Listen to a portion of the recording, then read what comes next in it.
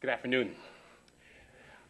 It has been an honor for me to be among you for the past 36 hours.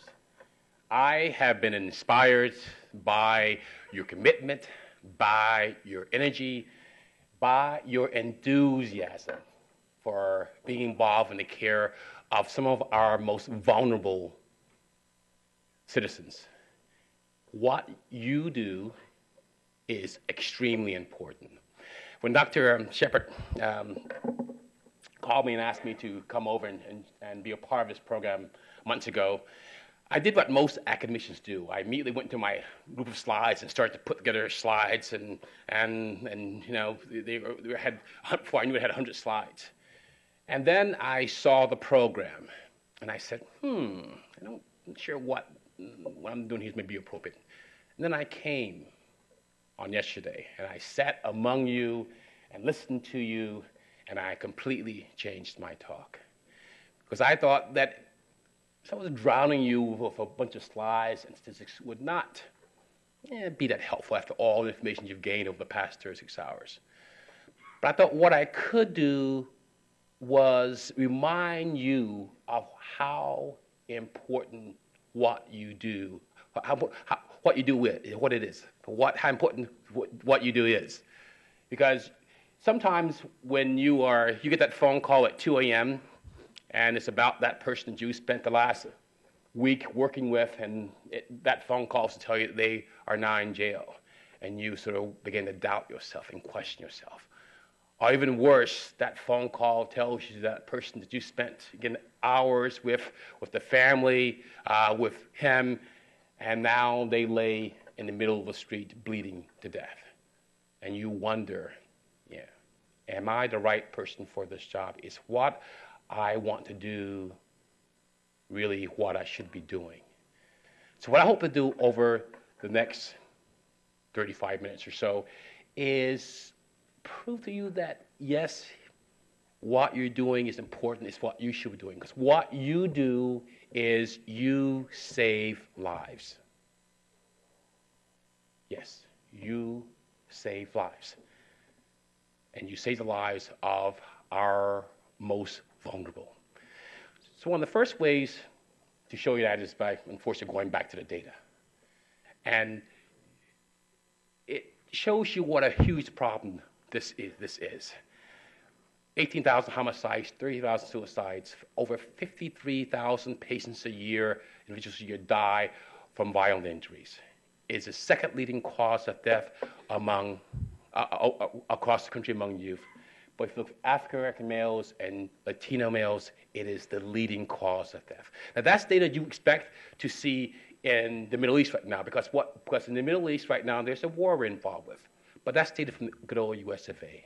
16 youths die each day in our country of violent injuries. An appalling figure. It's the number one cause of death among American males, the number two most common cause of death among the second group that dies most is Hispanics, and 30 American Indians. And you can see that the deaths per 100,000, again, is highest among Latinos and among African American males.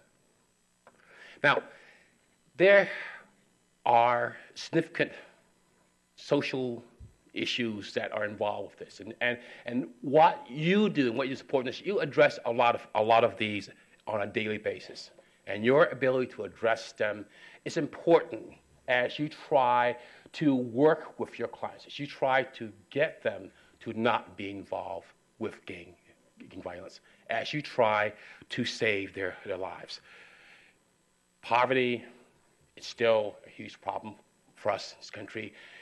It is. We still have the haves and the have-nots. And then perhaps there's no greater example of that than right now. The stock market is bouncing off the wall right now, doing very well. My 401k is doing well. But if you look at the minimum wage, it is still low. What our clients and our patients use to pay for, it's now less than what they used to. It's less than what it was 4 years ago. So for them, they are not enjoying the benefits of this bouncing off the wall stock market. They know that. And if we are going to take care of them, if we're going to move them forward, we have to make sure that we know that as well. So we have to know that they're having problems securing their business, their life. We have to know that this puts pressure on them and pushes them towards violence. We have to know that this increases their struggle to survive. We need to have these discussions with them. That, again, that the haves and the have-nots is part of our society. We need to make sure that we understand that and address that with them. Them being the have-nots weakens the social controls that inhibit violent expression of hostile impulses. It may lead to a sense of powerlessness, anxiety, alienation, low self-esteem. This is like to result in this physical aggression when confronted are challenged by their bosses, for example, by the policemen, for example. These are things, again, that we need to be aware of and know that it's part of what they're doing. It's part of the issues that they deal with on a daily basis. Race. We have a minority presence now, but race is still an issue for us. It's still an issue for our clients and our patients that we take care of. It's an inherent conflict with the principles of democratic society. It can cause resentment, frustration, and hostilities are all possible consequences of that. And age. We take care of those young folks. They are caught between confining restraints of challenges of childhood and restraining influences of adulthood. They want independence, but they don't have the funds to be that way. They want to be able to go out on their own without the money to do that. They have entry-level jobs without the ability to get to buy the things they want to buy. They want autonomy and self-respect, all important to youth, but without the tools to do that. Their pursuit of a strong identity, a sense of belongings, contributes to the appeal of membership of a gang. These are the things that your clients, your patients deal with on a daily basis. And again, if we are going to move them forward, we have to be aware of that. We have to address that. We must have discussions about that if we are going to move them forward. And finally, there's the code of the street. The importance of respect is one of the things that as I began to do this work, I knew it was part of me, but had no idea how strong of an influence it was, how important it was to my patients and to their community and families. If you are someone who are disrespected as part of the community, you are obligated, according to the code, to retaliate. We must be able to address these issues with them if we're going to keep them from falling into those traps. There's a profound lack of faith and trust in the police system and the judicial system to protect one's personal security. An extreme reluctance to call the police when in danger because we best feel we handle on our own. Again, these are the kinds of issues that our clients deal with, and if we are going to move them forward, we must address them. We must talk about these issues with them on a regular basis. Their choices, we must do it. We must discuss it with them if we're going to move them forward. So, when we began look at this issue back in 1994, we had very little knowledge of those social things that I told you about. We sort of inherently knew about them, but with the trauma center, sort of said, well, they're issues that are outside of our box, and we are unable to address them. But we began to read, began to learn about them, and we knew we had to understand if we were going to move our clients forward. Prevention, which is what you do, is absolutely key. Folks like myself and and the trauma centers around the country were slow to understand learn about this. But in the past 10 to 20 years, we began to understand it more and more. This is a very important study here that shows why, again, prevention is important, even to us in trauma centers. This is a study by a gentleman named Eddie Cornwell. He's currently chair of surgery at Howard University. But when he did this study, he was director of trauma at the Johns Hopkins Hospital in Baltimore, Maryland, a hospital often rated as #1 by the U.S. News and Reports. And when he went there in 1999, there was no organized trauma service. The mainstay of trauma centers is to have an organized trauma service because we believe that saves lives. So when he went there, that wasn't the case. There were simply individuals who were taking trauma call and not in an organized fashion. So with the idea that if you had an organized trauma service in place, you would save lives, he put one in place. And from 1990 and 2006, he looked at the data to see if it saved lives. And what he saw was that when he looked at blunt trauma, when he looked at folks who admitted to his trauma center because of car crashes and falls, it did improve their outcome. But when he looked at folks admitted because of violent injury, there was no significant input.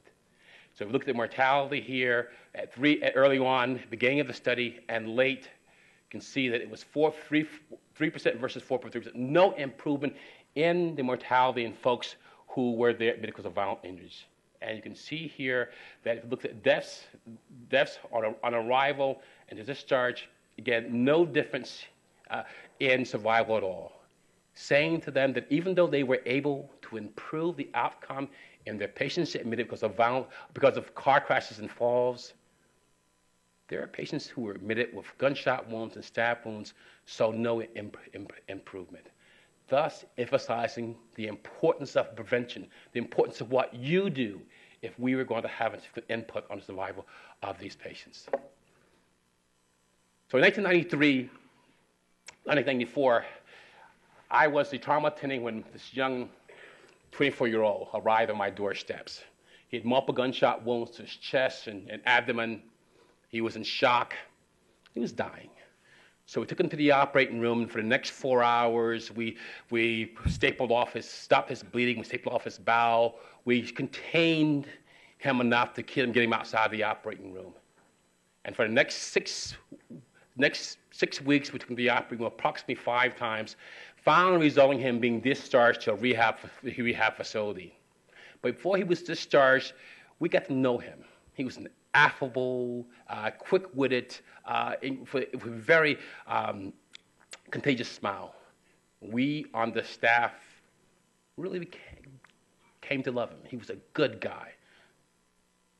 So at the time he was discharged to rehab, we gave him a little party, and a send-off to rehab. 11 months later, he presented back to our trauma center. This time with gunshot wounds to his abdomen, chest, and a fatal one to his head. When he came in, I wasn't on call. But once they pronounced him dead, they called a number of us who had been part of his care while he was in the hospital down to his bedside. And we sort of stood there in a circle silently, sort of thinking, some of us saying, what a waste. One person in the group spoke up and said, this is a shame, but there's nothing that we could do about this. We don't have the tools to deal with the social ills that put him at risk. Now, I know, and you know that wasn't true, because the patients that we see who are victims of violence, they're not your Jeffrey Dahmers, they're not your John Wayne Gacy's. There are patients deep in a hole with no wings, without the tools to get out. It's not that they don't want to, it's just they don't know how to. So we began to ask the question, what are the things that put our victims of violence at risk our patients at risk of being victims of violence? 30 to 60% of all the patients admitted to our nation's trauma centers will return to the same trauma centers with another injury. Not with a car crash or fall next time, but with a stab wound or a gunshot wound or so, with another violent injury. 30 to 60%. Now, if that were the data for an operation that Dr. Shepard or Dr. Jimenez and I were doing, they would stop from doing the operation. They wouldn't let us do an operation in which we failed 36% of the time. If that were a medication, we wouldn't allow it. But that's that's our data at our nation's trauma centers. So we asked the question, we said, what can we do different? We're at the Shock Trauma Center, reportedly one of possibly the best trauma center in the country. Certainly it's the busiest trauma center in the country for 8,000 admissions a year. We asked the question, if we are that center, what could we do different? What could we do to keep our patients coming back to our trauma centers because of violent injuries? Not only do 36% of them come back with violent injuries, but when they come back the second or third time, their chance of dying is increased. Their likelihood of dying is increased. So I felt like we had an opportunity while they're in a hospital. Opportunity. I think we have actually an obligation that while they're in our trauma center, while we have a little bit of time with them, to begin to address the issues that put them at risk so that we can stop coming back. But what are those issues? So when we asked this question almost two decades ago now, there wasn't a lot of research outlining what they were. I and all of you can probably quickly outline 10 or so risk factors for our patients being victims of violence. But at the time that we asked this question, no one had actually looked at it in a scientific fashion. So we did that. We asked the question, what are the risk factors, so that we could then use that work to design our violence prevention program. So we looked at two different groups. We looked at groups of patients admitted to our hospital because of car crashes, and we compared them to folks admitted to our trauma center because of violent injuries for the second time. Not folks who were admitted the first time, but only patients who had been readmitted to our trauma center for a second time with violent injuries. Because we wanted to ask the question, what put them at risk?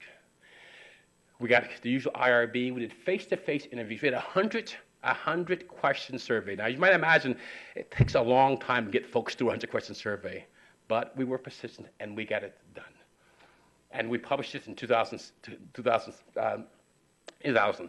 Here, data here, you can see here, there were 2,200 cases, those patients admitted to the hospital of repeat violent injuries, and 224 controls, those folks admitted for car crashes. You can see here, they were predominantly African males. There were gunshot wounds, beating, stab wounds were the predominant demographics. And this data here, again, is not surprising.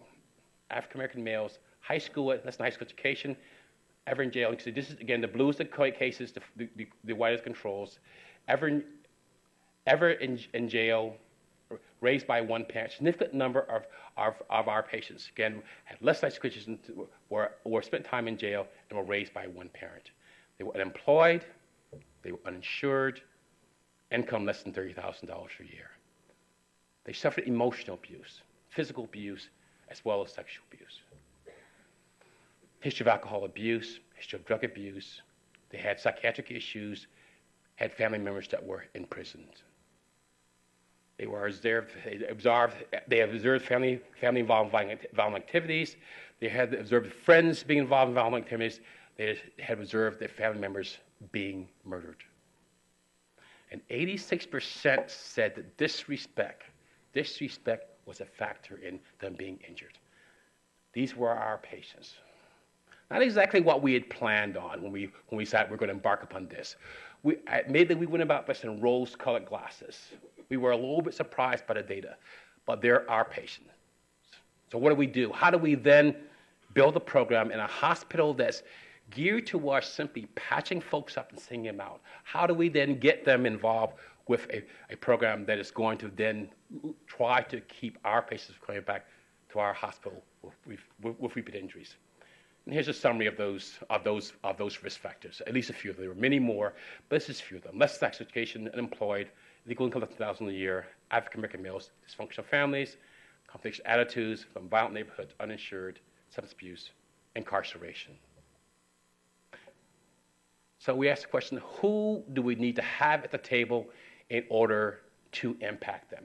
And we did what you are doing right now. You brought together, many of you have brought together, or groups from different groups who don't usually sit down and talk to each other. You have police, you have parole probation, you have social workers, you have individualists. You have a very broad spectrum of people who are addressing this issue today. And that's what we did. Now, as you might imagine, looking at what we have, social workers, psychiatrists, law enforcement, we brought a lot of luggage to our table. We weren't the kind of folks who were, it's not the kind of group that usually sits and talks to each other. So we had to overcome some obstacles as to what we thought should be the way we did it. But we did. And we came up with a program. Principles of a culturally sensitive, comprehensive, and multifaceted vision program offered at the time that they were seen.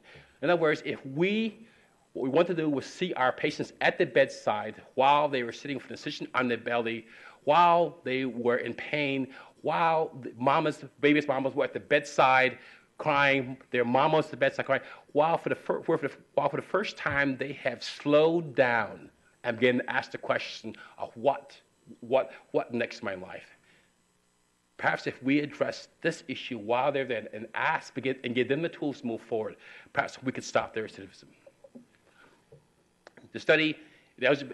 So we decided to do a study. Half the folks were going to get our program, and half were not. Eligibility were 18 years of old, 18 years of old or older. They had to be previously hospitalized, again, for violent injury. They were currently on parole or probation. And we did a baseline demographics of their risk factors. And they were blindly randomized to either get our intervention or not. The intervention group was assigned a social worker or a caseworker, many like you. We devised a service plan. If they had issues with substance abuse, we would get them the substance abuse program. If they didn't have their GED, our goal was to get them the GED. If they didn't have jobs, our goal was to get them jobs.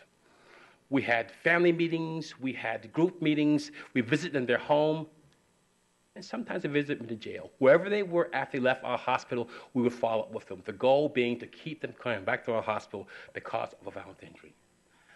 And non-intervention groups simply were patched up and sent out the same way that we had been doing for decades. They were treated by the same group, and the follow-up was 3 years. And I don't want to bore you with all this. This is the demographics, simply saying there are 50 patients in one group, 44 in the other group, and they were random, and all the slides here show that we did a good job of randomized. We simply would, every morning we would come in, we would look at our list of patients, we would ask the question, who's admitted because of violent injury? If they were admitted at least a second time, we'd go to their bedside, and we would tell them about our program. We would tell them that we are interested in not having to come back to our hospital because of violent injury. So if you have a substance abuse problem, we're going to get you in a substance abuse program. If you don't have your GED, we're going to help you get it. If you don't have a job, we're going to help you move forward with that. And then if they said yes, we'd come downstairs and we'd shake up our hat with intervention and non-intervention in it, and we would pull out one, and they were randomized to one or the other. And this simply, again, shows that they were demographics where we did a randomization. There were no differences in education, medical assistance, et cetera. And let's look at the data. Most important, the data here when it comes to ever arrested for a violent crime. And when we did this, our goal was simply to keep our patients coming back to the hospital with an injury. We didn't, it was sort of our rose-colored glasses approach. We didn't think that we were getting involved with the criminal justice system. But 70% of our patients had criminal histories. So we indirectly did. And when we looked at ever arrested for violent crimes, you can see that our patients were 3.2 times less likely to be arrested for a violent crime. And if we looked at convicted of a crime, they were 2.3 times less likely to be convicted of a crime. And if you looked at convicted of a violent crime, again, 4.4 times less likely to be convicted of a violent crime. So even though we weren't induced to get involved in violent crime, we were decreasing violent activity. If you looked at spent time in jail, again, just look at over here on the left side. Oh, thank you. On the left side, after our program, you can see that patients who got our intervention group were much less likely to be involved in criminal justice, much likely to spend time in jail. And finally, if you look at intervention group and folks that readmitted to our hospital, you can see that only patients out of the intervention group returned to our hospital versus 16 in our intervention group. 2 people died during the course of the study, both from violent injuries. Both of them were in the non-intervention group. And finally, we look at things like employment, reconnecting with their children, getting out of arrears in the child payments. These were all improved in the non-intervention group. So we determined that a hospital-based violence treatment program was much likely to be was a result in less arrests. It was a result also you were less likely to be admitted to a hospital-based you're much less likely to be readmitted to the hospital because of a violent attack, and you were certainly less likely to be employed, reconnect with your family and friends. We concluded that a hospital-based violence treatment program is an effective means of reducing violent-related recidivism. This is here are the folks who were involved in our program. There was a probation worker who was important because everyone in our program was on probation as part of the study. I was asked the question, which one of our folks you think is probation worker? She's the one not smiling.